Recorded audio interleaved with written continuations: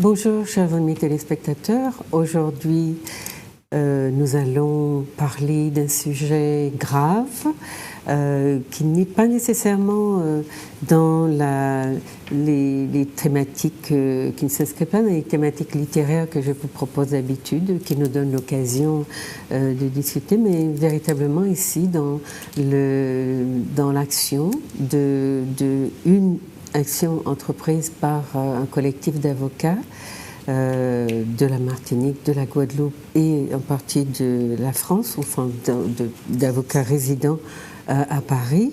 Et voilà, ils sont sur le plateau, quelques-uns d'entre eux, parce qu'ils sont 10 dans ce collectif, mais sur le plateau, ils sont 3 qui vont vous parler un peu de l'action, un peu beaucoup, enfin qui vont vous donner en tout cas des détails sur cette action, donc qui est en fait un procès qui est en cours, une plainte déposée par donc ce collectif qui représente des parties civiles ou les parties civiles que sont le MIR, donc le Mouvement pour les réparations de la Martinique, de la Guadeloupe et de France, le CIPN qui est présidé par Luc Reynette de la Guadeloupe, qui est Comité international pour la défense des peuples noirs, et puis le MNH, Mouvement pour une nouvelle humanité, qui est présidé par Joby Valente. Voilà. Donc ce sont les parties civiles sont ces trois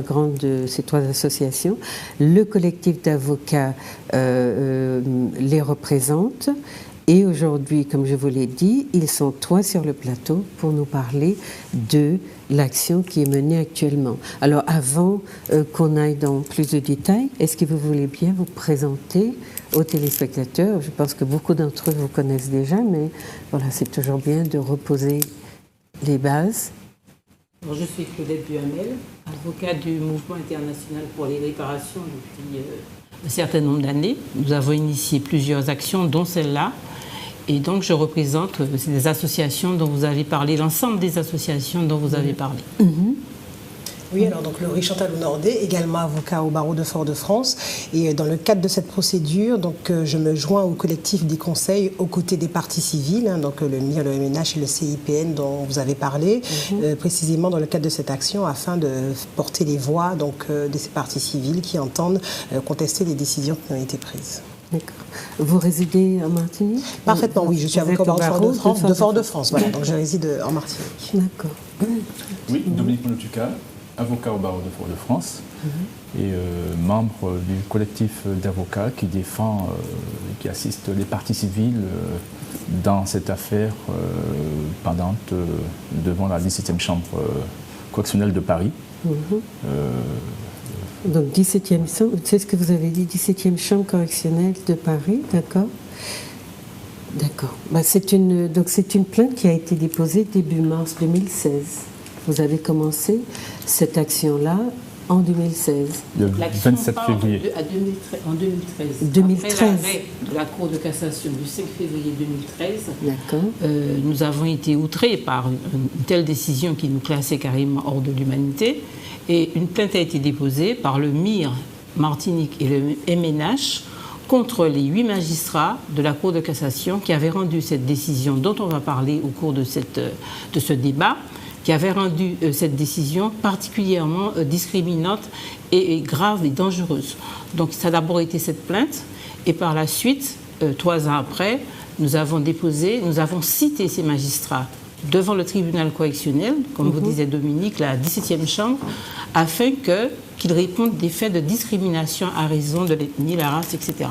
D'accord. Alors, donc pour les téléspectateurs, on va reprendre, résumer très rapidement ce que c'est que cette action et les différentes étapes par lesquelles vous êtes passé. Et puis aujourd'hui, puisque le procès est en délibéré, est mis en délibéré jusqu'au 8 février 2017, donc on va reprendre. Donc, chers amis. Oui, alors, un petit résumé. Alors, d'abord, une précision. Donc, tu disais tout à l'heure, tu as évoqué préciser le nom du président du CIPN. En fait, c'est plus l'Ukrainette, c'est Jacqueline Jacqueret. Ah, c'est Jacqueline Jacqueret, Voilà, pardon. qui est présidente en fait du CIPN. Du CIPN, d'accord. Tout à fait. D'accord. Alors, un petit résumé en fait de cette histoire. Nous sommes en 2009, en février 2009, et comme nous le savons, les Martiniquais, les Guadeloupéens, les Guyanais sont dans les rues et exigent qu'on entende leur souffrance, que les institutions entendent leur souffrance et entendent aussi leur décision de combattre ce que nous appelons, et nous partageons ce concept, la profitation. C'est-à-dire, en définitive, eh bien, nous considérons comme étant dans un rapport de force imposé et un rapport de force qui nous est défavorable, puisque, en effet, les institutions nous ont désarmés et ont armé ceux-là même, en fait, qui exploitent. Donc, on a demandé, en fait, je dis on, nous, parce que moi aussi, nous étions dans les rues aussi. Nous avons demandé que cette situation cesse et donc qu'il y ait une évolution institutionnelle. Hein, c'est ce que ça signifie, en tous les cas, que les textes viennent suite à des décisions politiques pour changer la donne. Voilà. Et c'est durant ce mois de février que, en effet, passe et diffusé, donc c'est le 6 février 2009, un reportage, une émission de télé, et où, intitulé Le dernier maître de la Martinique, et où on entend les propos qui sont, que je me permettrai, de Hugues Despointes, M. Hugues Despointes. Et je cite, les historiens exagèrent un peu, évoquant l'esclavage, ce crime contre l'humanité. Voilà ce qu'il dit. Les historiens exagèrent un petit peu les problèmes. Ils parlent des mauvais côtés de l'esclavage, mais il y a les bons côtés aussi. C'est là où je ne suis pas d'accord avec eux. Il y a des colons qui étaient très humains avec leurs esclaves, qui les ont affranchis, qui leur ont donné la possibilité d'avoir un métier. Et il continuera un peu plus loin. Il dira, quand je vois des familles métissées, enfants blancs et noirs, les enfants sortent de couleurs différentes et il n'y a pas d'harmonie. Et il conclura un peu plus loin. Moi, je ne trouve pas ça bien. On a voulu préserver la race. Une citation, et on sait que là, il fait référence, je dirais, à la caste appelée communément béké, un blanc créole, et qui vit en endogamie, comme on le sait. Donc, c'est la préservation de la race. Alors, pour les téléspectateurs qui ne connaissent pas la vidéo, vous tapez sur YouTube Les derniers maîtres de la Martinique et vous pourrez revisionner cette vidéo et entendre de vos propres oreilles, de par vous-même, les propos tenus. Alors, à ce stade, bien entendu, je dirais, les descendants de ces personnes, de ces êtres humains qui ont été mis en esclavage et qui savent et qui ont pleinement conscience qu'il s'agit d'un crime contre l'humanité, qui ont compris la portée discriminante et apologétique en fait des propos de M. Hugues Despointes, se sont mobilisés et ont porté plainte. Et finalement, M. Hugues Despointes va se retrouver devant le tribunal correctionnel de Fort-de-France et sera condamné au titre d'apologie de crimes contre l'humanité et se fondant notamment sur la loi du 21 mai 2001 qui reconnaît l'esclavage et la traite comme étant un crime contre l'humanité. Voilà. Et donc, condamné en première instance devant le tribunal correctionnel, ce monsieur fera appel. Et la Cour d'appel de Fort-de-France va à nouveau confirmer en fait la décision, donc la culpabilité de M. Despointes, du chef en fait d'apologie de crimes contre l'humanité, et va d'ailleurs augmenter la sentence. Bon. Donc la peine va être augmentée. Et puis, ce monsieur décide de se pourvoir en cassation, de saisir la Cour de cassation. Et c'est là que justement qu'interviennent les juges de la Cour de cassation. Et c'est ainsi que le 5 février 2013, ces juges de la Cour de cassation cassent et annulent la décision l'arrêt qui a été rendu par la Cour d'appel de Fort-de-France qui a condamné M. Despointes pour apologie de crime contre l'humanité, considérant que cette loi, la loi dite Taubira, du 21 mai 2001, qui reconnaît l'esclavage et la traite comme étant un crime contre l'humanité, que cette loi ne vaut rien, ce sens n'est pas normative. Et par conséquent, je dirais relax, on considère qu'en fait on ne peut pas poursuivre M. Hugues Despointes en se fondant sur le fait, sur cette loi du 21 mai 2001, et bien entendu, pas de condamnation de M. Hugues Despointes pénalement, et ce qui implique évidemment pour les victimes, pas de réparation.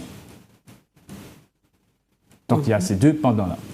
Alors, est-ce que, pour aider les téléspectateurs à bien saisir le rôle, l'influence des différentes cours, est-ce que vous pourrez dire très vite, parce qu'il est condamné, il y a plainte qui est portée contre lui pour apologie, pour crime contre l'humanité. Ensuite, il fait appel. Donc c'est la Cour d'appel. Voilà, il conteste en fait cette première décision. Il conteste sa première décision, mais la Cour d'appel renforce. Donc la première Cour, quel était son nom? Le tribunal correctionnel. Correctionnel. Donc tribunal correctionnel, il est condamné. Voilà. Il fait appel, il va à la cour, devant la Cour d'appel, voilà, qui renforce même la sanction. Absolument. Et il décide d'aller à la Cour de cassation, devant la Cour de cassation. Alors qu'est-ce que c'est que cette Cour-là? Pourquoi elle a une telle importance? C'est la Cour qui sanctionne le droit, qui dit si le droit a été correctement dit. D'accord. C'est une Cour qui ne juge pas les faits. Alors, la loi, la Cour de cassation a eu à examiner si la loi Taubira, qui servait de fondement aux poursuites contre M. Hugues Despointes, était applicable ou pas. C'est ce qu'ils ont estimé devoir dire.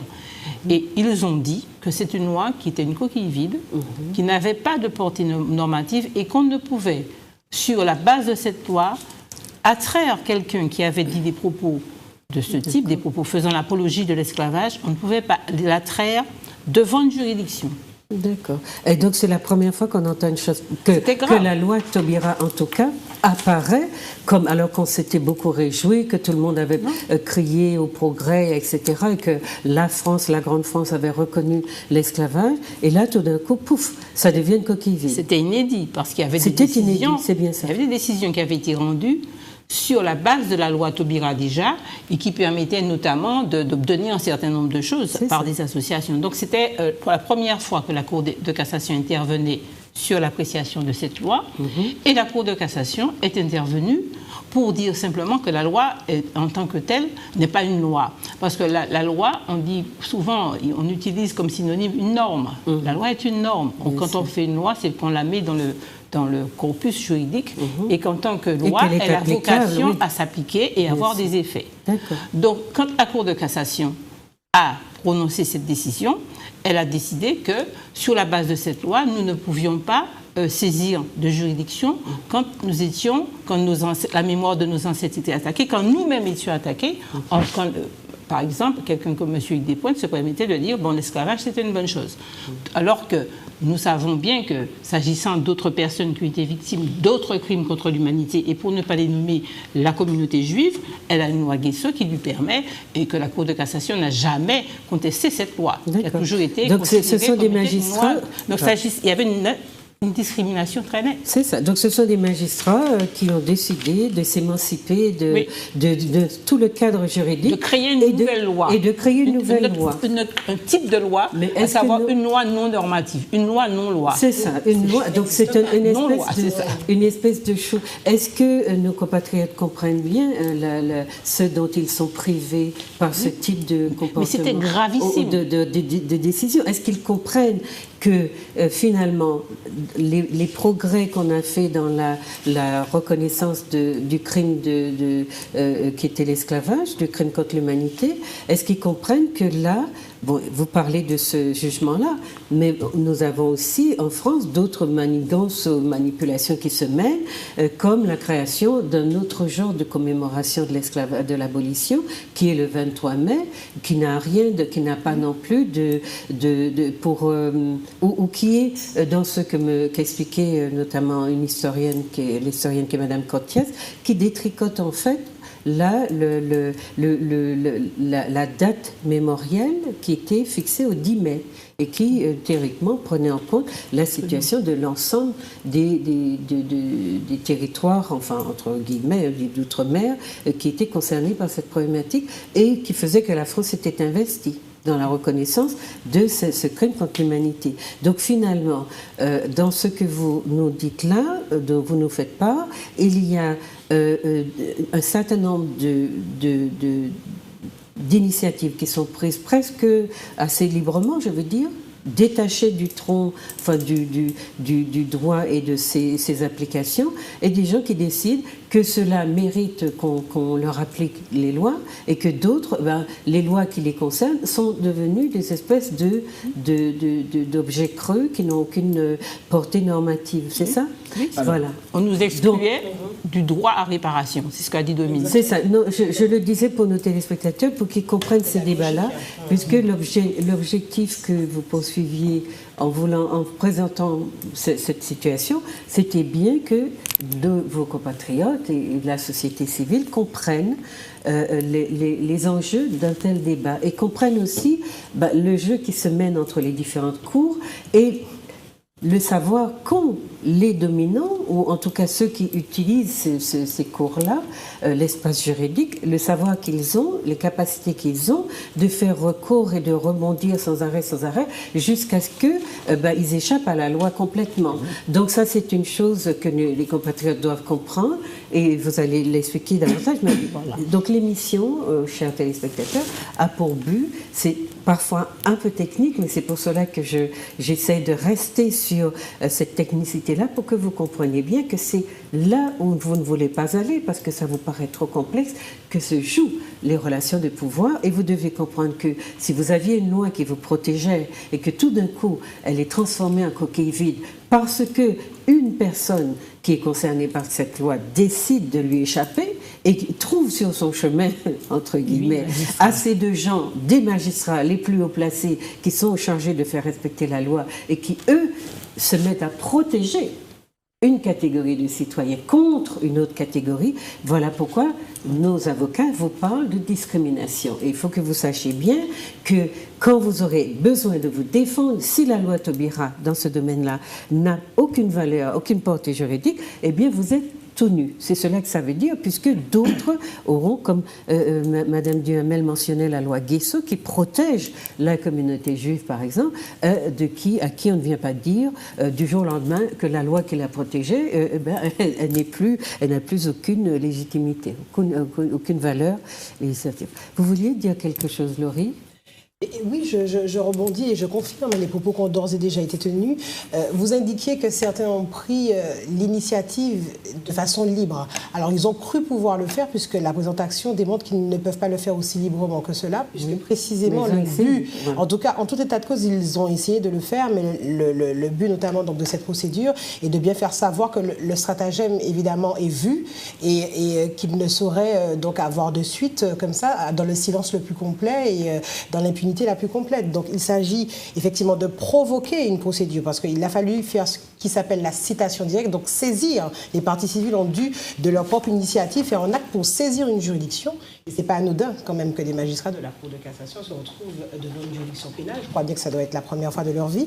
Mais en tout état de cause, le but est de leur faire savoir que le procédé a été vu et que précisément c'est un barbarisme juridique. C'est-à-dire que nous sommes au plus haut niveau du droit, puisque comme ma conseillère Claudette Duhamel l'indiquait, la Cour de cassation est quand même juge du droit. Ce n'est pas un troisième degré de juridiction, elle juge le droit, donc elle fait autorité. Et cette autorité dans la source du droit, puisque la jurisprudence, les décisions de justice qui sont prises sont des sources du droit. Donc ça peut faire jurisprudence, vient vous dire, et vient par un barbarisme juridique expliquer qu'une loi n'est pas une loi. Alors bon, on est sur les bases, les caractères élémentaires du droit constitutionnel. Quand on est étudiant en droit, on vous apprend ce que c'est que la loi. La loi est par définition normative. C'est antinomique, ça n'a pas de sens de dire qu'une loi n'a pas de valeur normative. Alors, ce serait une valeur symbolique, ce serait un symbole. On n'est pas là pour faire des symboles au Parlement. Mais les 7 magistrats qui prennent cette décision, ils savent véritablement qu'ils contreviennent à quelque chose d'institué à la loi, justement, qui a cette valeur automatiquement normative. Donc, qu'est-ce qui s'est joué? C'est bien parce que les personnes qui sont en cause n'ont pas assez d'importance, n'ont pas assez de défenseurs, ou qu'est-ce que c'est? Parce que nous, à la limite, on est très, très fiers que des avocats viennent dénoncer les contraventions au doigt. Mais nous avons dans beaucoup d'autres domaines de notre fonctionnement où ces contraventions-là existent et où nos spécialistes, dans les domaines concernés, ne prennent pas position. Et finalement, nous sommes sans arrêt discriminés parce que nous n'avons... D'ailleurs, que vous attiriez notre attention sur tout ça, c'est important que les professionnels fassent leur travail auprès de la société civile. Mais je tiens à préciser, et j'insiste là-dessus, dans beaucoup d'autres domaines, nous aurions besoin de spécialistes comme vous qui prennent leurs responsabilités et qui mettent aussi l'État, puisque vous faites une action contre des magistrats qui sont ceux que le système judiciaire a de plus important. Contre 7 magistrats, vous les faites donc passer devant un tribunal et aujourd'hui, on ne vous a pas dit que ça ne marche pas. On a mis le procès en délibéré en février, mais la procédure est en cours. Elle n'est pas sortie du circuit, éliminée. Ça veut dire que dans les autres domaines aussi, je fais un peu de profitation de votre émission, dans les autres domaines aussi, si nos spécialistes, nos représentants voulaient se donner un peu de mal, nous obtiendrions une société, peut-être nous serions dans une société beaucoup plus juste et beaucoup moins discriminée que nous ne le sommes. D'ailleurs, Dominique va le dire, effectivement, grâce à notre action à ce niveau-là, nous avons pu faire avancer la jurisprudence, notamment du tribunal de grande instance de Fort-de-France, de la juridiction, qui croyait pouvoir utiliser cet arrêt totalement extraordinaire, totalement discriminant, qui croyait pouvoir l'utiliser, Dominique va vous en parler, pour effectivement nous empêcher d'attaquer les apologies de crimes contre l'humanité commises par d'autres personnes, notamment des blancs créoles. Et ils ne peuvent plus se permettre d'utiliser cette jurisprudence parce que dans notre plainte, on a démontré comment cette loi était normative, comment c'est haut. Vous savez, vous avez dit tout à l'heure, mais pourquoi est-ce qu'ils ont fait ça? C'est parce que c'est un regard qu'ils ont sur nous. Ils se sont dit, nous sommes les magistrats les plus haut placés de la République française. Que peuvent contre nous un peuple qui est encore dominé? C'est vrai, il faut le reconnaître. D'ailleurs, ce peuple en France, en 2009, disait sa souffrance et qui continue de souffrir. Que peuvent ces gens contre nous? Nous sommes installés, si bien que, Laurie vous le disait, personne n'aurait pensé qu'on aurait dit, vous êtes peut-être au plus haut niveau, mais vous avez violé la loi. Bien sûr, mais Maître Duhamel, ils ont l'habitude de voir les nôtres se taire. Vous êtes les premiers. Et donc, vous créez une sorte de précédent, mais c'est là que les choses changent. C'est pour cela qu'il est important que nos téléspectateurs comprennent le sens de votre action, mais aussi son historicité et son caractère inédit, parce que les gens en France notamment, et je l'ai dit très souvent, se comportent aussi avec nous comme ils le veulent, parce que ceux qui sont placés au poste où ils devraient nous défendre n'osent jamais porter une parole contre le système tel qu'il est là, dans son fonctionnement dominant. Or, nous aurions besoin de beaucoup de gens qui nous protègent. Et donc, vous faites partie de ceux qui nous protègent du fait que vous entreprenez. Vous êtes dans votre rôle, en fait, d'alerter sur un dysfonctionnement et de dire que les magistrats qui sont au service de la société n'ont pas à prioriser les causes de certains pour X raisons. Donc les discriminations que nous subissons de manière beaucoup plus subtile que vous ne le croyez, parce que on n'a pas cette habitude de protéger la population contre certaines actions qui sont décidées de là-bas. Voilà, ça c'est un exemple. Il y a des autres exemples dans le temps, parce que c'est pas les magistrats ne sont pas à leur première tentative. Vous avez connu quand ils se sont permis de faire un faux criminel contre moi. La procédure, je l'ai menée jusqu'au bout, cette procédure. Et si vous voyez le résultat, on voit bien que l'État français, que les hauts magistrats, même s'ils n'ont pas poursuivi ces personnes qui étaient manifestement coupables, ont quand même utilisé des moyens totalement indignes. Et ça, il va falloir aussi en parler, aller plus loin, parce que ce n'est pas... Là, on a fait cette action. On ne dit pas on va gagner, on va gagner. On sait à qui on a affaire.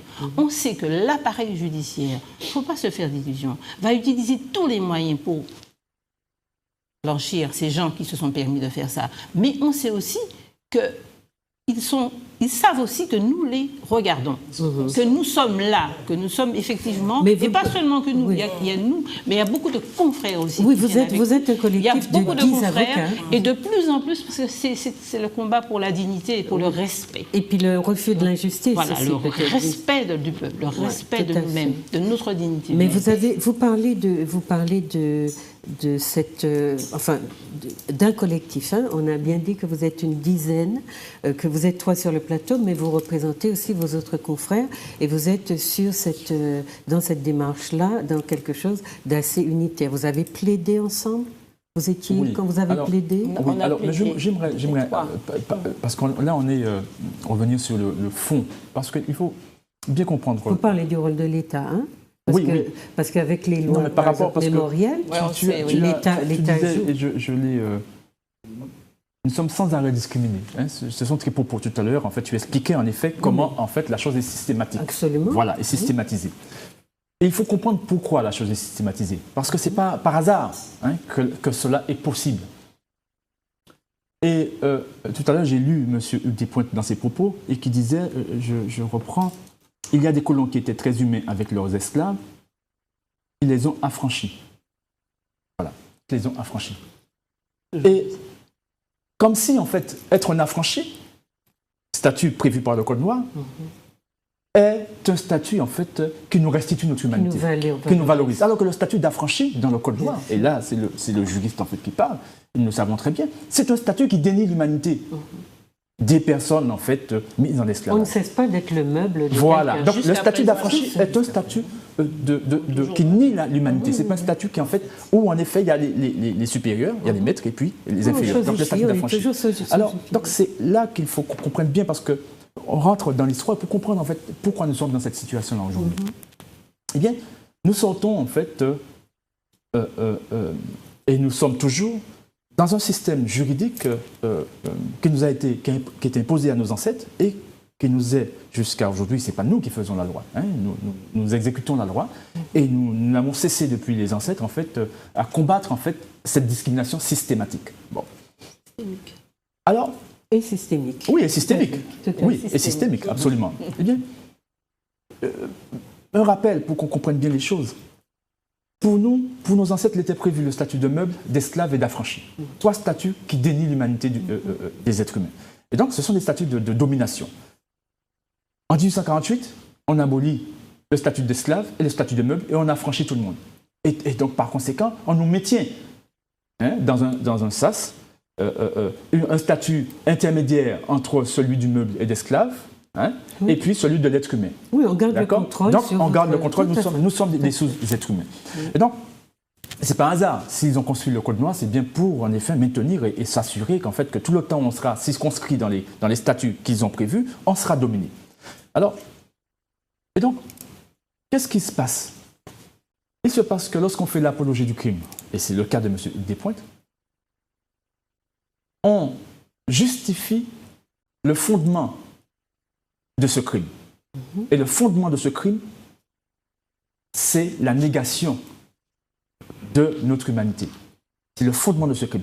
C'est pour cette raison que tous les statuts qui nous sont imposés, qui sont prévus pour nous dans le cadre de ce crime, juridique, sont des statuts qui dénient notre humanité. Et donc faire l'apologie de ce crime, c'est dire qu'en effet, nous ne sommes véritablement pas des êtres humains. Parce que c'est ce que ça signifie. Mais en même temps, comprenne bien ça. En même temps, Dominique, on peut reprocher à l'État d'avoir maintenu ces enfants dans cet état enfin, je veux dire, des personnes comme Hugues Despointes. Non, mais on va y revenir, mais ce que je veux, c'est état d'ignorance qui fait que la question de l'humanité qu'ils ont enlevée aux esclavagés ne leur apparaît même pas. Non, mais justement... Oui, c'est la créolisation, c'est le système. Le système voilà, oui. Tout à fait. Mais ce que je veux dire, c'est qu'on va y arriver, parce que là, tu parles de pédagogie, tu parles de connaissance. Tu parles précisément, en fait... on maintient le dominant dans sa structure mentale. Oui, le dominant, mais oui, aussi, comme le dominé. Et le dominant, lui, comme il en profite, ben lui, il est à l'aise et il continue. Oui, alors, pour revenir, en fait, justement à ça, à cette négation de l'humanité, faire l'apologie du crime, c'est faire, c'est justifier, dire substantiellement qu'en effet, nous sommes des êtres d'une nature inférieure à l'humanité et par conséquent, eh bien, c'est une bonne chose et c'est pour cette raison que nous affranchir, c'est une bonne chose. C'est pour cette raison que le crime est une bonne chose, finalement, parce qu'il faut bien comprendre ça, ça veut dire que cet ordre n'est pas en contradiction avec la nature des choses, avec la vérité. Voilà. Mais ce n'est pas cette loi que M. Sarkozy a essayé de faire passer en parlant des effets positifs de la colonisation. Ça revient à ça, en 2005. Oui, mais c'est bien pour ça qu'on est dans un système. Voilà, on est entendu ça qu'a dit M. Fillon récemment. Exactement. C'est toujours les réclamations. Mais je voudrais continuer. Non, mais ça recadre. Oui, bien sûr, mais après, on a maintes exemples. Mais ce que je voudrais, c'est qu'on comprenne bien, parce qu'on parle de système, comment ça s'articule. Comment ça se maintient. Voilà. Et donc, aujourd'hui, je disais en fait que, en effet, nous parlons de crime contre l'humanité, nous parlons d'apologie de crime contre l'humanité. Et l'apologie renvoie, je le répète, à justifier que le fondement du système qui nie notre humanité est un fondement juste, parce que précisément, eh bien, nous sommes des êtres d'une nature inférieure à la nature humaine.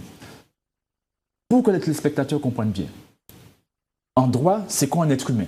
Et pour comprendre, en fait, pour arriver jusqu'au juge de la Cour de cassation, pour bien comprendre, en fait, la portée et le cynisme, et je dirais même la méchanceté, parce qu'on sait qu'on fait du mal à des millions de personnes. Et on souhaite faire du mal à ces millions de personnes. Qui n'ont pas de pouvoir, donc on dit on peut y aller. La voie est libre. La voie est libre, on n'a pas de pouvoir. Ils ont cru. Ils nous ont tellement formatés. Le formatage a réussi. Mais nous n'allons pas réagir. Voilà. Alors, donc, l'être humain en droit, le droit qui nous régit, composé de 3 intégrités. L'intégrité auxquelles ils ont le droit. Voilà, en tant qu'être humain, ces intégrités doivent être respectées totalement. L'intégrité physique, l'intégrité psychologique. On ne doit pas venir, en fait, physique, me couper le bras, ou psychologique, venir, en fait, je dirais, m'insulter, me traumatiser, etc. Voilà. Et puis, la 3e intégrité, qui renvoie et qui permet de reconnaître l'être humain, c'est l'intégrité de la dignité humaine.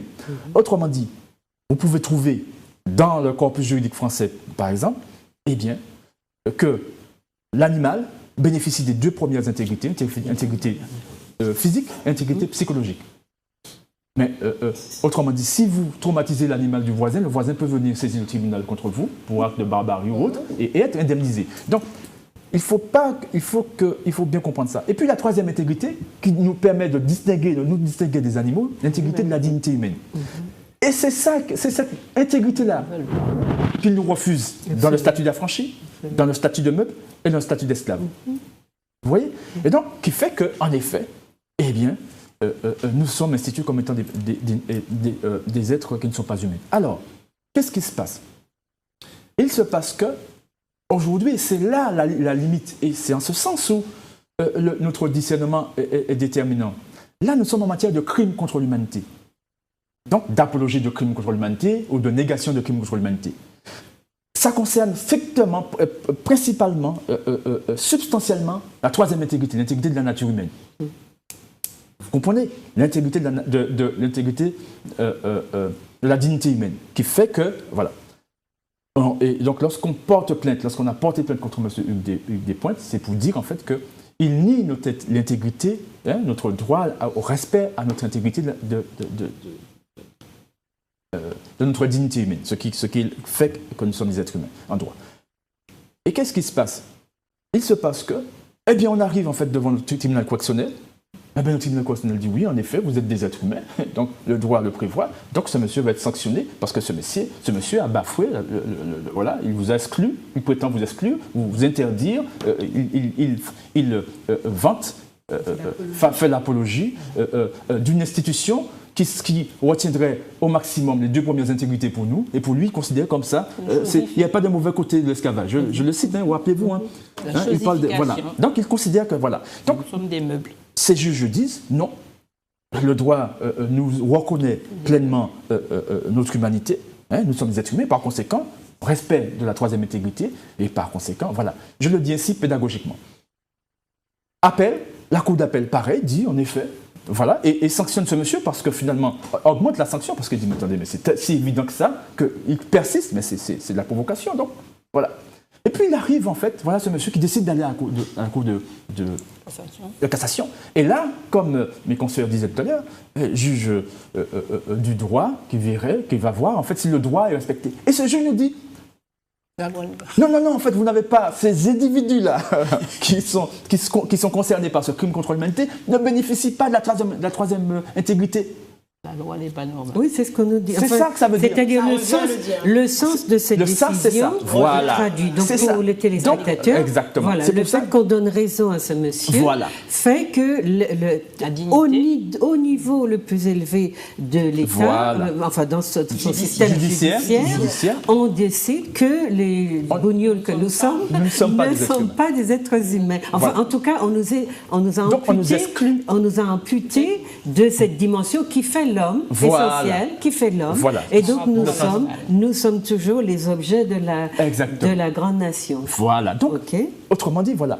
Mais on va y revenir sur on a bien compris en fait que et c'est sciemment. Je veux dire qu'en fait, c'est en connaissance de cause. Imagine des gens qui sont là. Et puis qui décident... Non, ce sont des rapports de force. On est dans des rapports de force. Mais ce rapport de force pourrait bien en fait utiliser la force pour réaliser la justice. Mais ce rapport de force, c'est le contraire. C'est-à-dire qu'en fait, prétend soumettre et maintenir soumis des millions d'êtres humains en les excluant institutionnellement par le droit comme étant des êtres humains. Parce que c'est ça en réalité, sciemment. Je veux dire qu'en fait... Mais j'ai envie d'aller un peu plus loin pour vous dire, dans mon travail de sociologue, etc., c'est pour ça que je dis qu'on est en permanence discriminé, l'homme noir sur la planète, c'est vraiment quelqu'un dont on dispose, dont on fait ce qu'on veut de son existence propre. Et quand il faut, soi-disant, lui appliquer les règles de droit qui sont applicables à tous les citoyens, dans toutes les sociétés où ils vivent, ces citoyens-là, eh bien, on les ampute de je ne sais quelle quantité, pour quelle raison, etc. Voilà. Et on a toujours des raisons d'enlever à l'homme noir parce que jusqu'à maintenant, nos responsables, nous n'avons pas eu des responsables, à mon avis, qui ont exigé que cette dimension de la dignité de l'homme noir soit respectée. Et à mon avis, on ne peut pas ne pas raciser le débat parce que c'est justement parce que la catégorie qui est concernée par cette discrimination est bien une catégorie repérée en tant que dominée et de laquelle on a décidé du sort assez librement. Tout à fait. Je me permets. C'est tellement vrai que l'ONU a déclaré en décembre 2015 la décennie des personnes d'ascendance africaine contre la discrimination. Contre les discriminations et d'autres choses. Toutes les discriminations. C'est-à-dire que ce problème-là, ce dont on parle, ils en sont pleinement conscients et c'est délibéré. Absolument. C'est totalement délibéré. Et c'est partout dans le monde occidental. Chercher les responsables, moi je pense que c'est un problème beaucoup plus ardu et que c'est vrai, c'est facile à dire, nous n'avons pas eu des personnes qui nous ont assez défendus. Moi je ne crois pas. Je crois que nous avons beaucoup avancé. Quand je lis certaines personnes, dont je parle sur le plan politique. Non, sur le plan politique, peut-être sur le plan politique, mais quand je lis certains livres émanant de personnes, notamment Firmin, un ténor Firmin, je me dis qu'il y a eu des personnes d'ascendance africaine qui ont eu une conscience aiguë. Donc maintenant, c'est une question de rapport de force. Et puis, c'est une question aussi de domination. on voit très bien que la domination est du côté. C'est une domination qui est là. C'est une domination qui s'est traduite. Qui est raciale, qui est économique. Oui, qui est raciale, qui est économique. Il ne faut pas raciser. Parce que justement, la domination s'est fondée, elle s'est nourrie, et elle continue de se nourrir de ce faux postulat de hiérarchisation des races, de création de races. Mais elle existe. C'est une création destinée à nous maintenir dans cet état. Et il ne faut pas qu'on marche dans la même voie de raciser ce genre de voie. Mais les victimes, je finis, les victimes du racisme sont repérées, existent en tant que telles, et c'est très souvent une catégorie plutôt qu'une autre. Ce que je voulais dire, quand je dis, je ne parle pas des grandes personnalités qui ont pris la défense et qui ont écrit des choses fantastiques, je parle dans les représentations que nous avons actuellement, dans les comités d'histoire, dans les tentatives de fondation, de créer de représentation mémorielle, dans le monde politique, où nous avons de nos élus qui vont voter à l'Assemblée des lois qui ne nous font aucun bien. Je parle de cette catégorie de représentants, d'accord? Et il est vrai qu'on aurait obtenu beaucoup plus de protection de nos populations si ces catégories qui sont représentés au gouvernement ou ailleurs, prenaient la défense aussi des intérêts de leur population locale. Mais je rebondis sur ce point, parce que je vois que vous regrettez à deux reprises le manque d'initiative préalablement, puisque vous indiquez que c'est une forme de précédent et que vous indiquez que si plus de personnes avaient pris ce genre d'initiative, dans plusieurs domaines d'ailleurs, puisque là on voit bien qu'il y a une procédure initiée qui est encore en cours, on en serait plus, ce serait bien mieux et on en serait arrivé à des résultats donc dans d'autres domaines et préalablement. Moi, je répondrais simplement et en toute transparence qu'il ne faut pas se leurrer. Il faut faire preuve de certain courage pour pouvoir s'attaquer à des institutions telles que celle-ci, à certaines formes de pouvoir. Et lorsque l'on sait dans quel système on évolue, il est vrai que, très clairement, il ne faut pas avoir peur de craindre certains types de représailles, il ne faut pas avoir peur du regard d'autrui ou du candidaton sur certains points. Donc, il est vrai, il faut le reconnaître, que certains préfèrent être policiers et rester dans un certain système, pour pouvoir être bien vus. Donc, il y a cette question. Mais ils veulent nous représenter. Il ne faut pas se leurrer. Et pas seulement au niveau politique, dans tous les domaines. Il est vrai, parce que se taire, c'est se rendre complice, on est bien d'accord de cela. Mais il y a ce point qu'il ne faut pas ignorer. Non, mais elle est contrainte, je suis bien d'accord. Et c'est beaucoup plus profond que vous pensez. Ça va beaucoup plus loin. Et on ne peut pas se contenter de la superficie comme ça. Oui, nos politiques ne font pas, nos élus ne font pas.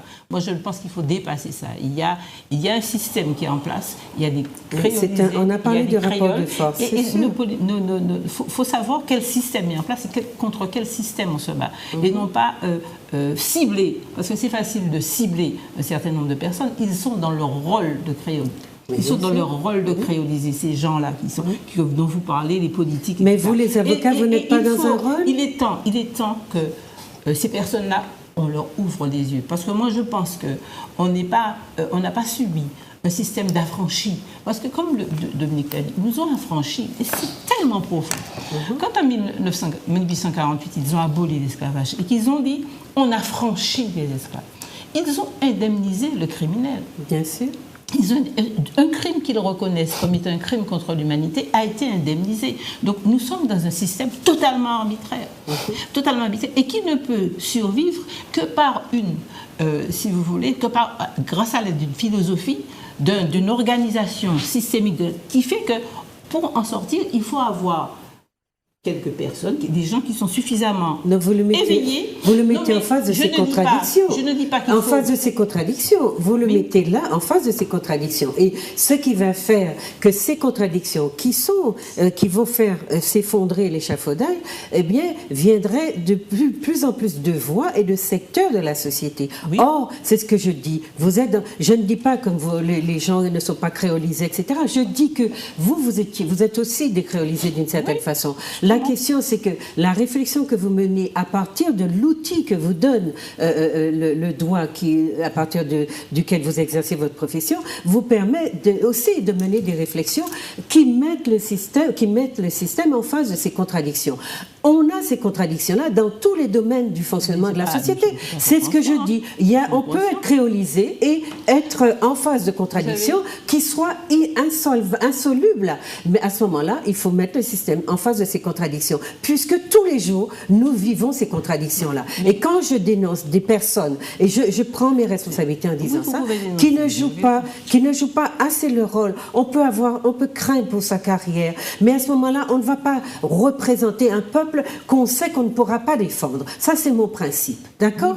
Voilà. Alors, je crois que c'est... Mais vous savez, là, tout ce dont nous parlons, le MIR, ces organisations qui se sont constituées, c'est récemment. Il y a eu, si vous voulez, une vague de mouvements qui se sont constitués, le MIR, le MNH, et d'avocats qui se sont effectivement arc-boutés pour cette défense-là, qui se mettent en place. C'est vrai qu'à côté de ça, nous avons tout un système, toute une collusion, toute une complicité, une adhésion du système politique à un système de domination. Ça, c'est sûr et certain, ça, c'est pas contestable. Mais ce que je veux dire, c'est que il y a eu des batailles, notamment la loi Taubira. Vous savez, la loi Taubira n'est pas venue comme ça. Bien sûr. Et il y a eu tout des combats qui ont commencé depuis 1985. Et les gens se sont battus. On a abouti à 2001, la loi Taubira. Qu'a fait en 2013, que fait la Cour de cassation? Elle essaie de vider cette loi. Eh bien, nous continuons le combat. Et moi, je pense que le combat que nous menons, qui est un combat qui est beaucoup plus pointu, peut-être que le combat qu'on a mené en 1985, est un combat qui va vers plus éclairer les gens, qui va beaucoup... Je pense que nous allons, au travers de ce combat-là, et c'est ce que nous souhaitons, c'est ce que nous voulons, éclairer la population pour qu'elle puisse demander des comptes, justement, à ces politiciens, à ces élus, à une population. Et c'est ce sur quoi il faut éclairer, c'est pourquoi on est dans cette émission, pour leur dire voilà où on en est. On nie notre humanité. Et nous avançons. Nous avons tenu, nous, pour reconnaître l'esclavage. Et bien, ils essayent de la vider. Ben, nous continuons. Et nous continuerons ainsi. Donc, il faut qu'il y ait un flambeau et que ça continue. Et bon, je suis peut-être optimiste, mais je me dis que quand la population aura les yeux fixés, aura vu qui sont ces gens, ils auront forcément des comptes à demander. Et moi, c'est ce sur quoi on veut aller. Bon, moi, je ne suis pas sûre que les gens qui nous représentent n'ont pas compris le système. Hein. Je dis qu'il y a des gens qui acceptent de servir les collaborateurs pendant le système nazi, ils avaient compris le système. Ils ont compris. Français qui ont collaboré et qui ont... Mais on n'est pas en contradiction. Les Juifs, ils avaient bien reconnu le système. On n'est pas en contradiction dans ce qu'on dit. On dit juste comment on détermine les responsabilités et comment on demande aussi à ceux qui sont chargés de la défense du peuple de jouer leur rôle. Autrement, il ne faut pas demander des mandats à ce peuple-là pour aller soit se servir, etc. Et c'est trop souvent dans notre société ce genre de situation auquel on est confronté. Maintenant, je n'ai pas de contradiction avec ce que vous dites. C'est vraiment, la question est vraiment comment des spécialistes dans leur domaine mettent le système qui est en place, qui est le système colonial qu'on connaît, etc., qui a l'histoire, et puis nous, en tant que groupe, qui n'avons jamais existé en tant que groupe humain véritablement, vous le dites tous les jours, on déconstruit, on détricote notre humanité, eh bien comment nous remontons la pente lentement, mais nous n'avons pas nos petits pieds, nos petits orteils pour monter tout ça, nous avons des élus, des institutions, et il faut que dans les institutions, les personnes qui nous représentent jouent leur rôle. Et c'est en cela que j'ai trouvé votre initiative absolument nécessaire, et elle est pour la population encourageante dans ce sens où on se dit mais il n'y a pas de niveau des institutions auxquelles on ne puisse pas accéder pour justement revendiquer, réclamer et mettre le système en face de ces contradictions. Vous avez porté plainte contre cette juge de la Cour de cassation. Ils ont été cités devant le tribunal correctionnel de Paris pour délit de discrimination raciale. Voilà des actions qu'on peut mener et on n'a pas besoin effectivement de casser la baraque, mais on a besoin de personnes, comme vous disiez si justement, courageuses, parce que ça vous demande effectivement d'être un petit peu isolé par les autres qui sont consensuels. Et vous n'êtes pas forcément dans ce mouvement-là, mais voilà, c'est tout à fait... Alors, c'est très important, le débat, substantiellement, ce que l'échange là implique. Nous ne pouvons pas être consensuels au sujet de ce dont on parle là. Il s'agit de notre humanité. On ne peut pas être consensuel. Je veux dire, en fait, nous sommes des êtres humains et nous sommes des êtres humains et ce n'est pas négociable. Et c'est ce que, en fait, nous n'avons pas suffisamment compris. Et c'est ce qui fait que, par exemple, eh bien, je reviens à 1848, il y a Victor Schœlcher et nos historiens ont eu une lecture en fait de cette époque qui valorise Victor Schœlcher, mais ils n'ont rien compris. Et je le dis pour les historiens qui ont écrit là-dessus, ils n'ont rien compris. Pourquoi ils n'ont rien compris? En raison précisément qu'ils ont été colonisés, c'est-à-dire qu'ils ont adopté les goûts et les habitudes du colon, qui dit la parole et la parole elle est vraie. Or, ils désignent ces individus comme étant des colons, et en même temps, cette parole elle est vraie, mais il y a une dichotomie, il y a une contradiction totale. Pour nous, en fait, la chose est claire. Il n'y a pas de vérité dans la bouche du colon. Autrement dit, lorsque Victor Schœlcher arrive... Des intérêts. Non, il dit que des intérêts, il n'y a pas de vérité. Le colon impose un rapport de force. Et donc, lorsque Victor Schœlcher, en fait, on nous dit que Victor Schœlcher est venu et nous a libérés, etc., je dis, mais attendez, mais soyez sérieux, allons vers les archives, allons voir ce qui s'est passé vraiment, au lieu de rester dans nos délires là, parce qu'on vous a affranchi. Bien entendu, le statut d'affranchi, après 1848, tout le monde a été affranchi. Hein, dans les cas des esclaves, ceux qui étaient encore esclaves, avec le statut d'esclave, sont été affranchis. Le statut d'affranchi n'est pas un statut d'être humain. Donc lorsque Victor Schœlcher, en fait, nous donne ça, moi, en tant que juriste, je regarde, je dis, mais attendez, mais il me propose la négation de mon humanité. Donc j'essaie de comprendre plus en profondeur. Et qu'est-ce que je découvre? Je découvre en fait que après la révolution de Saint-Domingue qui a donné lieu, qui a abouti à la création en 1844 d'Haïti, qu'est-ce que je découvre? Après ça, l'État français, colonial français, était en ébullition, ne savait pas trop quoi faire, parce que l'État français craignait en fait de perdre les colonies. Autrement dit, de ne plus avoir maîtrise sur ces colonies, ne plus être l'État qui régente juridiquement ces colonies, socialement ces colonies, mais que l'État français se retrouve comme Haïti, à savoir les Haïtiens gèrent leur territoire en relation avec... Voilà. Donc, autrement dit, ce n'est pas lui qui faisait le droit. Donc, qu'est-ce qui s'est passé? Je regarde les archives et je constate en fait qu'il y a eu plusieurs rapports de parlementaires français à cette époque en vue d'essayer de trouver comment faire la meilleure des solutions pour pouvoir en fait garder la colonie, parce que, eh bien, l'exemple d'Haïti, hein, de ces êtres humains qui avaient été mis en esclavage et leur révolte, eh bien, cet exemple-là avait contribué à un réveil, à un discernement plus large, plus important chez les Noirs qui étaient esclavagés, en fait, y compris dans les colonies françaises. Et qu'est-ce qui se passe? Plusieurs rapports. Et qu'est-ce qu'ils disent? Substantiellement, qu'attention, si on ne veut pas perdre les colonies, comme on l'a perdu là, s'agissant d'Haïti, eh bien, il vaut mieux qu'on affranchisse. En affranchissant, on gardera les colonies. On gardera les colonies, et ils le disent dans leurs archives, qu'en fait, que ces gens-là, nous, hein, les ancêtres à cette époque, ne sachant pas c'est quoi être affranchi, ils pensent qu'avoir la liberté, ils ne l'auront pas, et nous allons garder la colonie. Et Victor Schœlcher lui-même, dans ses rapports, en fait, dans un rapport en fait, qu'il a fait à l'État français, en tant que justement envoyé de l'État français, il était le sous-secrétaire d'État du ministère des colonies. Donc le gars, il est garant en fait, de la richesse coloniale française. Donc la France n'allait pas mettre Victor Schœlcher à la tête de son patrimoine le plus cher, le plus important. Donc Victor Schœlcher revient et écrit son rapport, et qu'est-ce qu'il dit substantiellement aux parlementaires à l'État français? On a intérêt à franchir, hein, sinon on perdra, et Haïti est là pour nous donner l'exemple, hein, si on ne veut pas perdre la colonie, et il dit qu'il faut négocier la liberté avec ces êtres humains-là, avec ces hommes-là, avec ces nègres-là. Il faut négocier en fait notre liberté. La négociation, c'est quoi?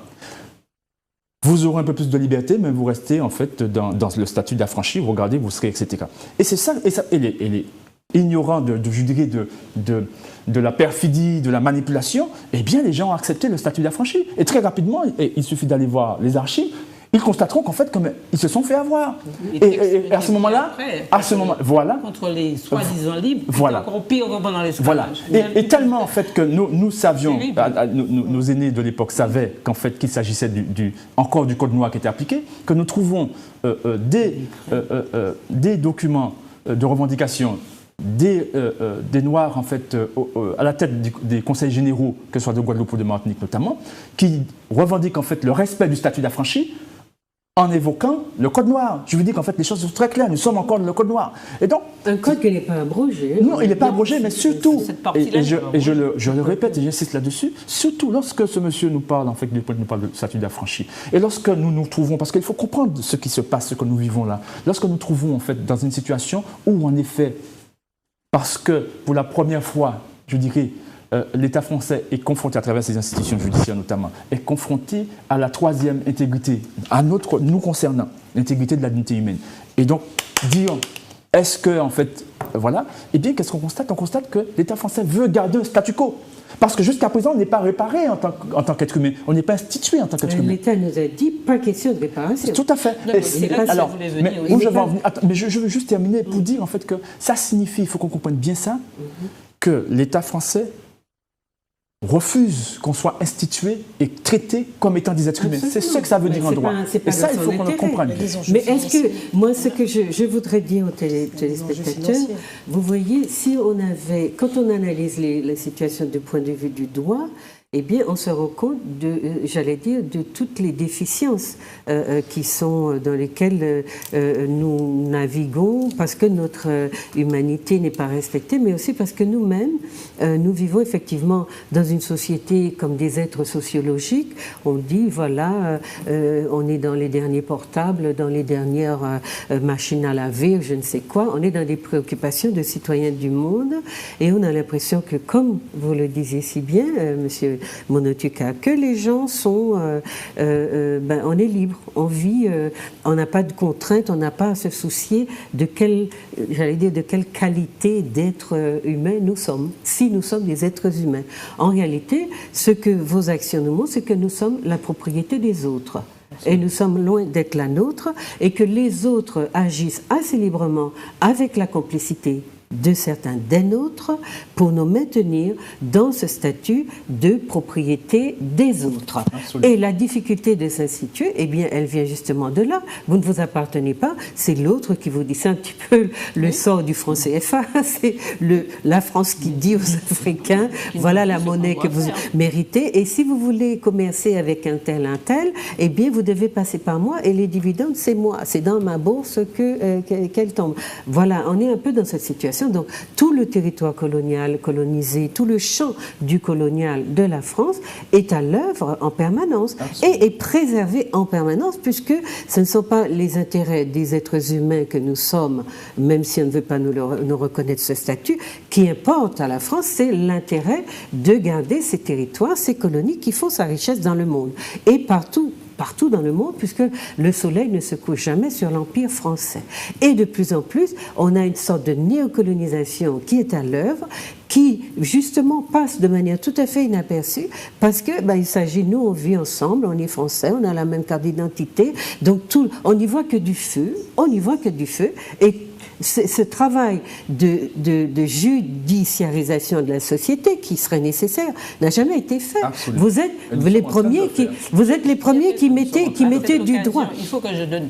Attends, je finis. Vous êtes les premiers qui mettaient du doigt, j'allais dire, dans un fonctionnement qui a toujours été un petit peu intuitif, informel, sociologisé, c'est-à-dire, il faut vivre au quotidien, mais le doigt nous replace dans l'exactitude de la position que nous sommes. C'est comme si on avait une boussole qui nous disait exactement, qui nous désignait exactement par une aiguille bien pointue où nous nous situons. Alors, la sociologie aide à comprendre la société, mais nous pouvons justement passer à côté de nous-mêmes en croyant que nous vivons dans une société qui est nous et qui nous a institués en tant qu'hommes.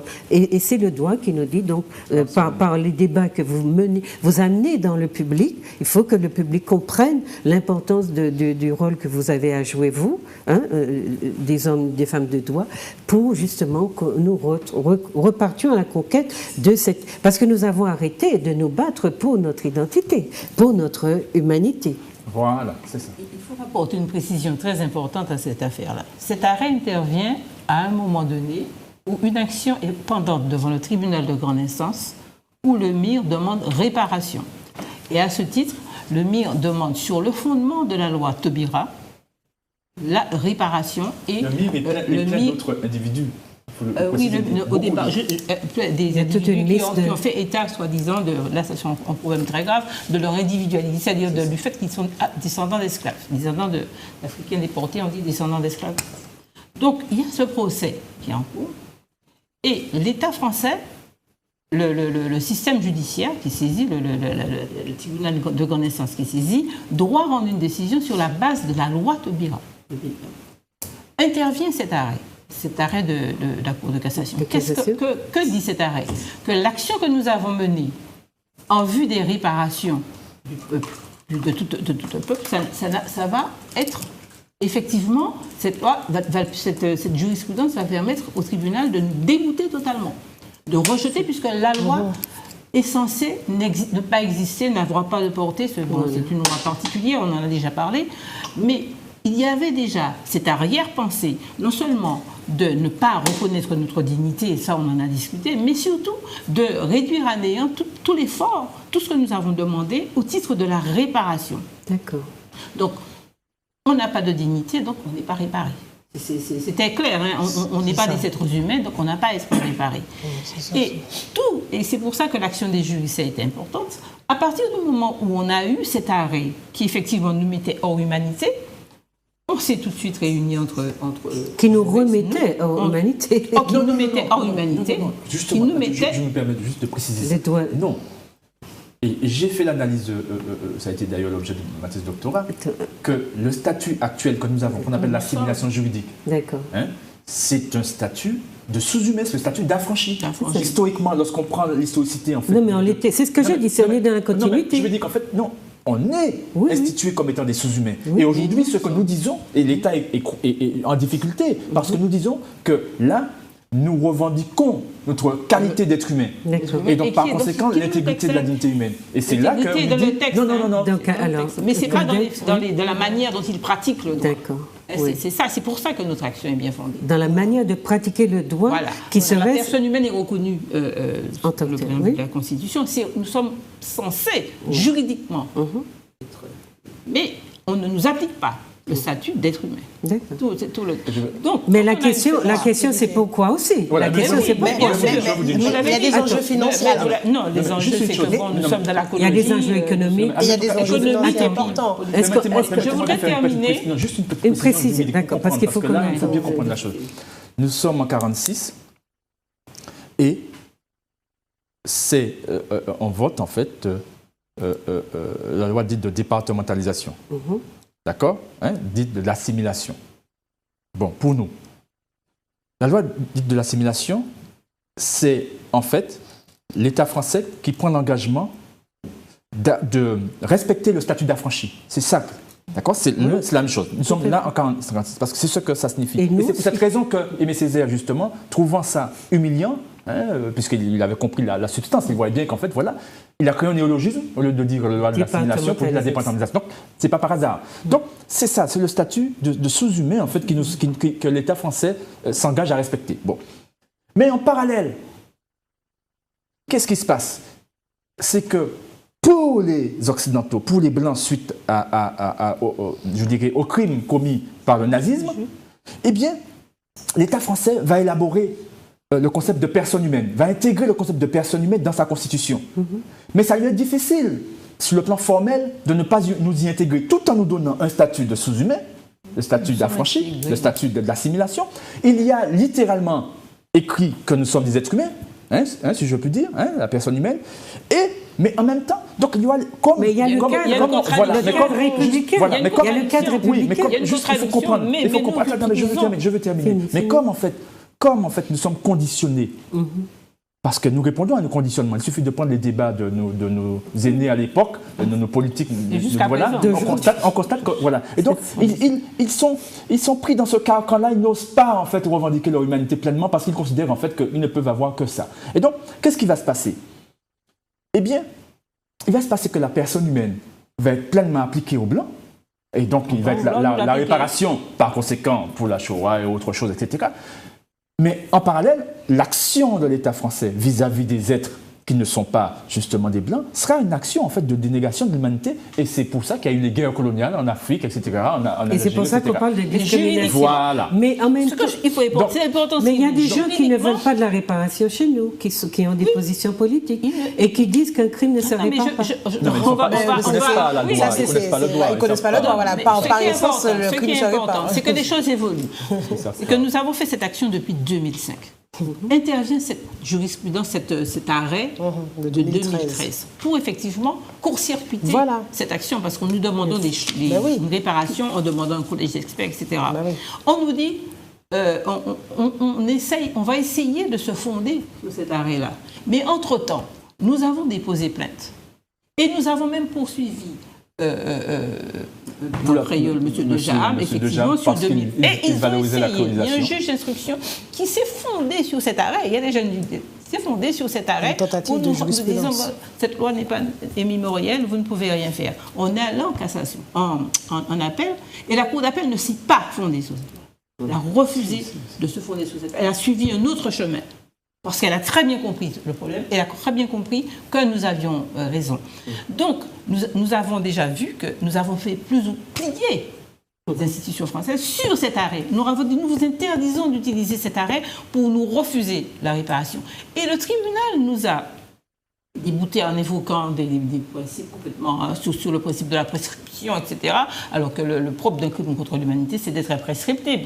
Mais en fait, ils ont invoqué, mais ils n'ont surtout pas, alors que l'État français l'invoquait, surtout pas invoqué cette jurisprudence de la Cour de cassation de 2013. Ils ne se sont pas fondés sur cette jurisprudence. Ils n'ont pas dit que la loi n'est pas normative. Ils ont reconnu que la loi était normative. Mais ce que cela dit, c'est ce que cela dit, en tout cas quand on est citoyen lambda, qu'on vous écoute, ça veut dire qu'il y a quand même deux ou trois petits cow-boys dans la maison qui décident un peu de faire... c'est pas qu'on est des cow-boys. Non, je ne parle pas de vous. La maison judiciaire. Les juges. Je parle des juges qui prennent... Ils sont tous d'accord. Non, les juges... Mais vous avez des cours quand même. Les juges ont des avocats devant eux, ils ont des juristes. Non, mais vous avez nous avons fait de quoi vous avez montré qu'en fonction des cours par lesquels vous passiez, vous avez agi, mais ils ne se sont pas tous comportés de la même façon. Oui, mais ils ont leur texte quand même, madame. Non, je voulais une petite réponse. Non, tu t'es exprimé. Non, mais je voudrais finir ce que j'avais commencé. Allez-y, mais pas tous en même temps. Voilà. Il faut qu'on entende Laurie. Alors, je termine. Donc, cette action qu'on avait devant le tribunal de grande instance, depuis 2005, le MIR a institué cette action. Ils n'ont pas pu utiliser cette jurisprudence qu'ils avaient créée vraiment pour court-circuiter cette action en réparation. Et ce qui est extraordinaire, c'est qu'on a fait appel et qu'on a fait une autre action en réparation pour des personnes d'ascendance africaine qui ont rebalancé cette action devant le tribunal.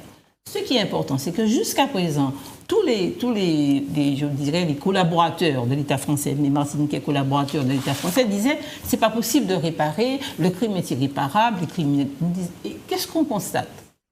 On a récemment eu un colloque dans lequel on discutait des impacts de l'esclavage psychologique sur la population actuelle. Ce qui veut dire que ce n'est même pas un colloque pour les réparations, c'est simplement les impacts de l'esclavage et de la traite sur ce que nous sommes, sur nous maintenant, reconnaissant ce que nous disions dans l'assignation, des conséquences dramatiques d'esclavage sur la population que nous sommes. Et donc, on a attendu suffisamment de temps pour parvenir à avoir des gens, des psychologues, pour dire que nous avions raison de dire qu'il y avait des conséquences. Et en fait, ce que je voulais vous dire tout à l'heure, c'est que nous avancions. Parce que le tribunal ne pourra pas dire, mais non, mais c'est fini, il n'y a pas d'impact. Et comme nous disent d'ailleurs un certain nombre de collaborateurs dont vous parliez, d'hommes politiques, on ne peut pas réparer, etc. Et ils se rendent compte, ces hommes politiques, que leur position est tellement peu supportable actuellement qu'il y a une loi, effectivement, qui est sortie, alors que nous n'avions pas besoin de cette loi. Pour dire effectivement, les associations qui représentent la mémoire des esclaves peuvent rester en justice pour attraire les personnes qui feraient l'apologie du crime, etc. Nous n'avons pas attendu ça parce que nous avons ce droit-là. Nous estimons qu'en tant que personne humaine, ayant effectivement vocation à protéger cette qualité, nous avions le droit de le faire. Nous n'avions pas attendu ça. Mais quand ils reconnaissent ça dans le système, dans leur démarche d'égalité réelle, ils reconnaissent notre droit à réparation qu'ils voulaient à tout prix nous nier. Mais là où nous sommes, et pourquoi ils l'ont fait, c'est parce que nous avions eu cette démarche, pas avant-gardiste, mais un peu des démarches logiques, cette démarche. Parce que j'estime que la démarche que nous avons eue, que le BIR, le MNH, cette démarche-là, c'est une démarche logique, normale, c'est une démarche saine de justice, de respect de soi et de respect de notre dignité humaine. Donc nous avons initié. Alors on nous dit oui, mais est-ce que effectivement vous avez un certain nombre de personnes qui sont haut placées, qui sont contre la réparation, qui vont... Non. Et nous estimons, sans porter de jugement, parce que nous sommes dans un système, effectivement, comme disait Laurie, celui-ci a peur, celui-ci a...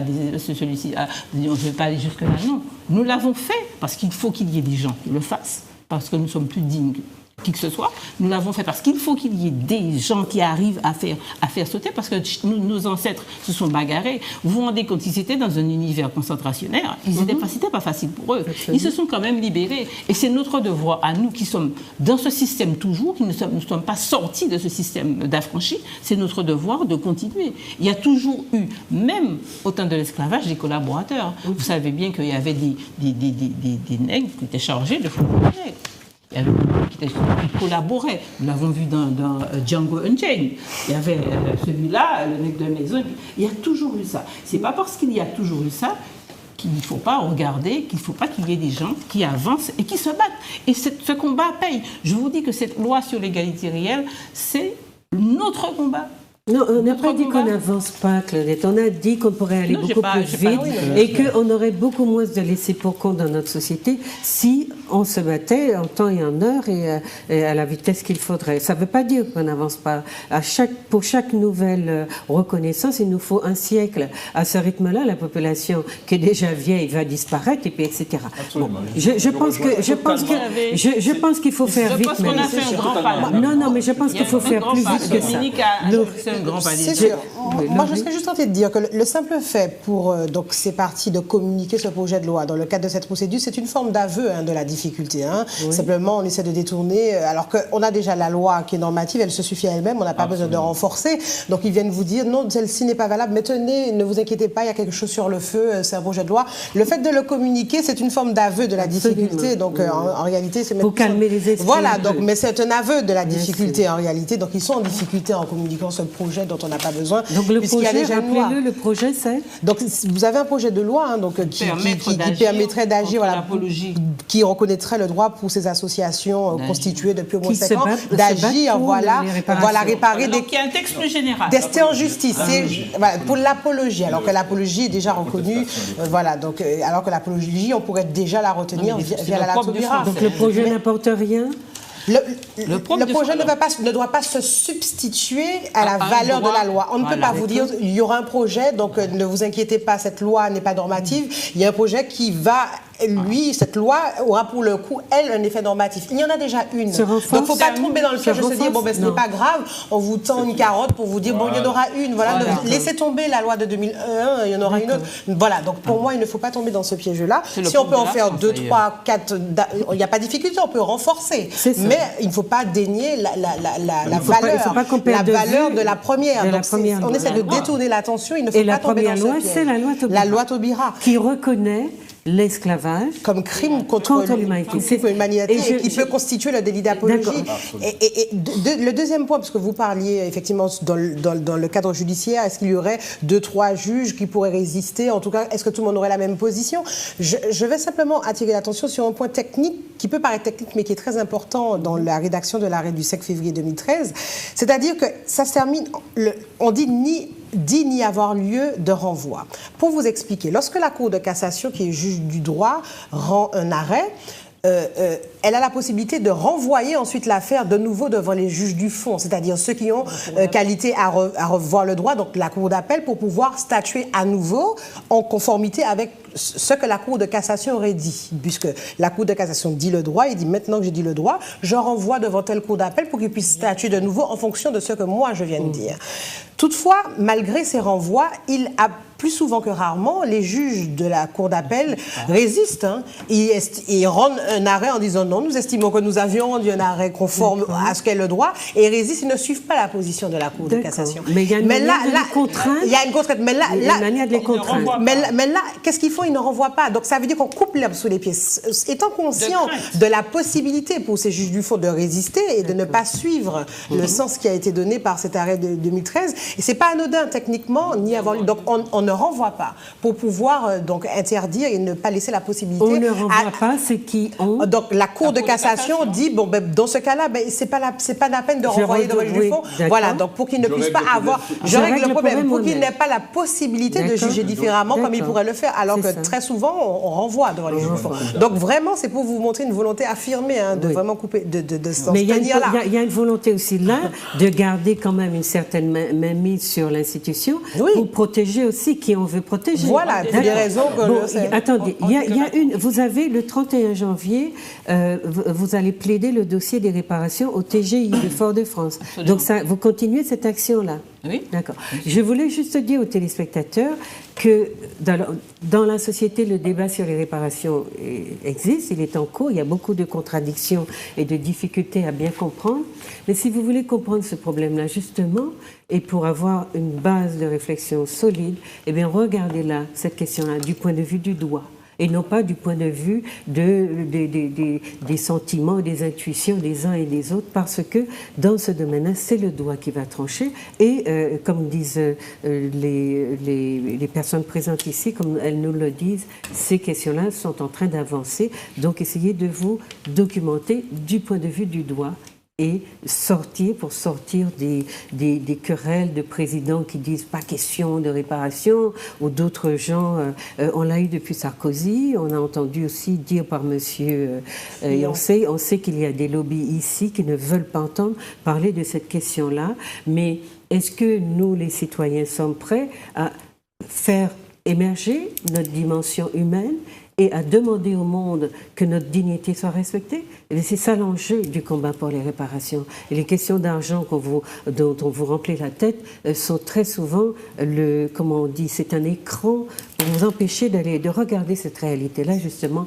là où il faudrait la regarder. Ou en tout cas, sous l'angle sous lequel il faudrait la regarder. Voilà. C'est juste cette réflexion-là, et Dominique, que je voulais vous proposer, mais continuez à réfléchir sur cette question-là parce qu'elle va revenir sur le devant de la scène. Dominique? Oui, alors je voudrais revenir sur, faire quelques précisions. Au sujet déjà de la chronologie, au sujet de réaction des juges, des juridictions par rapport à cette loi. Il y a cet arrêt du 5 février 2013. En parallèle, il y a des procédures qui sont poursuivies, et nous sommes avocats de partie civile qui poursuivent, et notamment M. Dejam et l'association Tous Créoles pour apologie du crime contre l'humanité, puisqu'il faisait l'apologie de la créolisation. Dominique, rappelez un peu l'arrêt du 5 février 2013. C'est l'arrêt qui dit que la loi n'est pas normative. N'est pas normative. Voilà, et que par conséquent, qui nous exclut de l'humanité. Bon, alors, il y a cet arrêt qui est là, et en parallèle, nous avons des affaires pendantes devant les juridictions, devant le juge d'instruction, pour apologie du crime contre l'humanité. Bon, sur la base de cette loi. Et voilà, en fait, le juge d'instruction, alors que le procureur de la République a déjà dit, en fait, bon, renvoyez ce monsieur devant le tribunal correctionnel, voilà que le juge d'instruction, se basant sur cet arrêt, dit je change d'avis, non-lieu, etc., etc. Voilà, parce qu'il n'y a pas de délit constitué. Bon. À ce moment-là, on porte plainte contre ce juge d'instruction pour, justement, discrimination. Non-respect, parce que, en effet, la chose est évidente, sachant que cette personne est parfaitement au courant de notre plainte déjà déposée contre les juges de la Cour de cassation. Donc, c'est sciemment que le juge d'instruction maintient en fait son point de vue, qu'en effet, nous ne sommes pas des êtres humains, que voilà, ils sont justifiés dans ça. Vous voyez un peu donc le juge d'instruction, c'est la personne qui instruit le dossier. Voilà, qui prend la décision de non-lieu, voilà, par contre, voilà, sur l'arrêt. Un arrêt qui dans le fondement et qui postule en son fondement qu'en fait, que nous ne sommes pas des êtres humains, que nous ne pouvons pas bénéficier de la protection de notre dignité humaine, que le corpus juridique français ne nous protège pas en ce sens. Donc voilà, on ne peut pas condamner quiconque là-dessus. qu'est-ce qui se passe? On dépose plainte contre ce juge d'instruction, hein, au nom de nos clients, et nous faisons appel contre cette décision de ce juge. Nous arrivons devant la cour d'appel, et qu'est-ce qui se passe? Eh bien, ne voilà-t-il pas en fait que la cour d'appel prétend non seulement se baser sur cet arrêt en disant que cet arrêt est tout à fait valable, l'arrêt du 5 février, mais en plus prétend argumenter pour justifier la créolisation. C'est-à-dire qu'en fait, là, c'est le comble, quoi. Et c'est là qu'en fait, qu'on va arriver à quelque chose de tout à fait immonde. En fait, ils vont parler de souches, etc., ce qui est interdit par le droit international, hein, souches, etc., différentes souches, des trucs complètement débiles, en fait. Et donc, qu'est-ce qui se passe? On dépose plainte contre ces juges, pareil, voilà. Et on va devant la Cour de cassation. Alors, vous avez bien compris la chose, on arrive devant les mêmes juges, en fait, là-haut. Bon. Et qu'est-ce qui va se passer? Il va se passer qu'en parallèle, il y a une procédure qui est un peu plus longue, puisqu'il y a la réparation devant le tribunal de grande instance, qui est une procédure un peu plus longue, civile, etc., qui est aussi pendant. Et nous avons encore notre procédure pour apologie contre la même personne, M. Dejam. Et cette fois-ci, la juge d'instruction, qui, elle vient d'arriver, elle est là, elle va faire son travail, c'est celle qui a le dossier. Elle se dit, oh là, la chose est constituée, moi je ne me mêle pas, la chose est très claire, la loi est normative. Cette juge-là refuse en fait de se retrouver dans une situation de négation du droit parce que la chose est évidente. Voilà. Et ce monsieur se retrouve devant le tribunal correctionnel. Et à aucun moment, et l'affaire passera devant la cour d'appel aussi, à aucun moment, ces juridictions n'ont dit que la loi n'est pas normative, bien au contraire, elles ont affirmé que cette loi est normative. Autrement dit, nos plaintes et notre réaction a freiné cette action.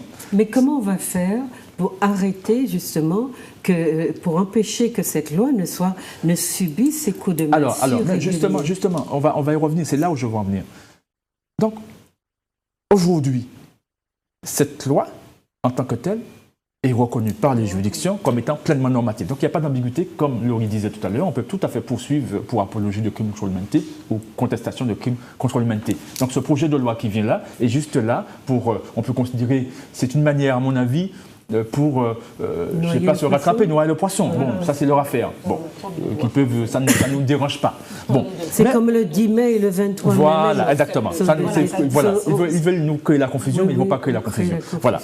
Alors, maintenant, donc, pour répondre à ta question, eh bien, la chose est établie. Maintenant, la seule chose, puisque la loi est normative, elle ne pouvait qu'être ici, ce qui reste. Puisqu'à chaque fois, il y a des difficultés avec cette loi. Non, il n'y a pas de difficulté. Non. Il n'y a plus de difficulté. Il n'y en a plus. Maintenant, il faut bien comprendre une chose. Il n'y a plus de difficulté au sujet de cette loi. La difficulté,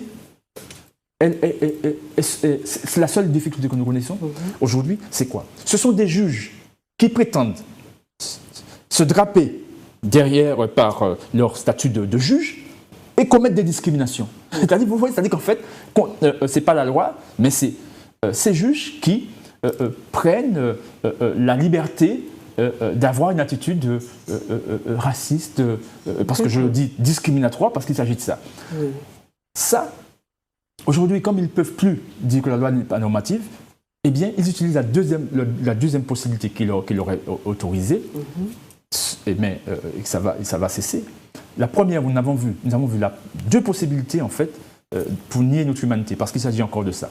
La première, c'est de dire, radicalement, nous ne sommes pas des êtres humains et nous bénéficions même pas des sous-humains, et nous bénéficions de rien du tout. Donc, c'est l'arrêt du 5 février qui nous a exclus. Donc, pas de réparation pour la victime de M. Hugues Despointes.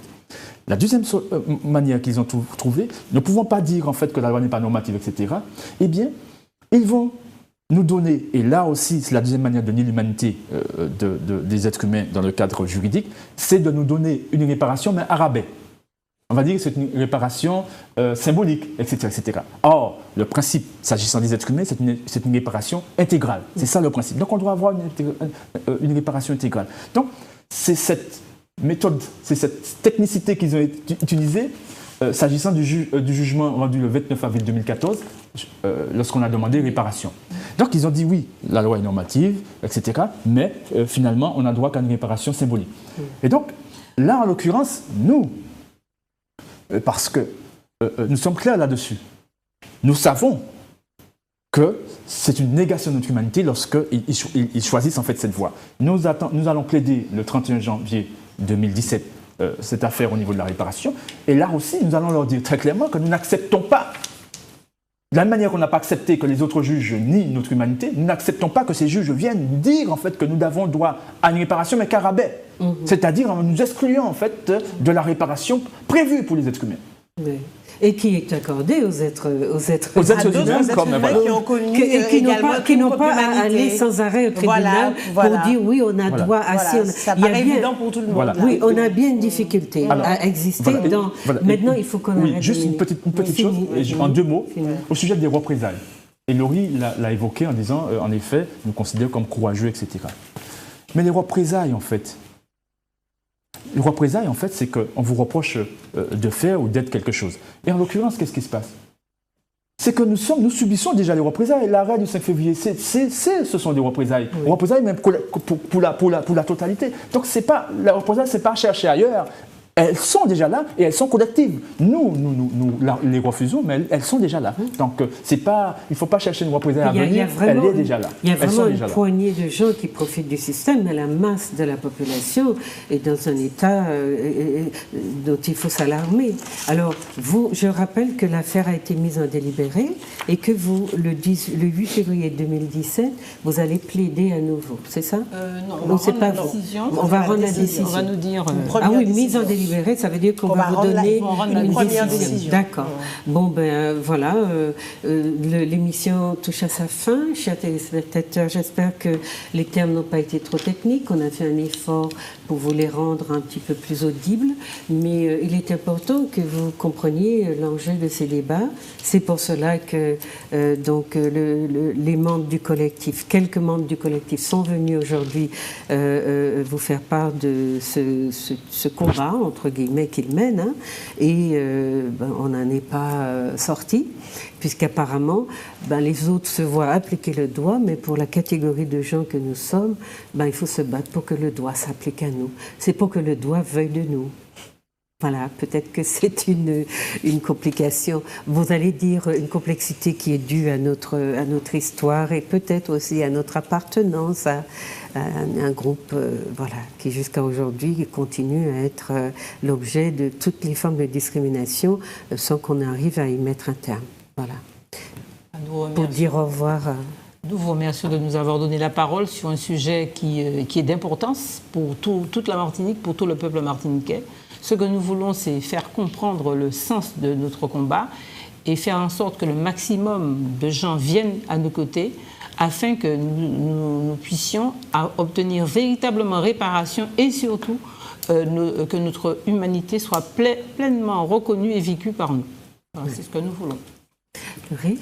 Effectivement, alors ça peut paraître technique, mais c'est une question extrêmement importante et il faut se dire que le droit est un outil redoutable et qu'il faudra utiliser cet outil à bon escient justement pour qu'il ne soit pas détourné et c'est bien là notre rôle dans cette affaire. Et on l'avait utilisé contre nous pour rétablir l'esclavage.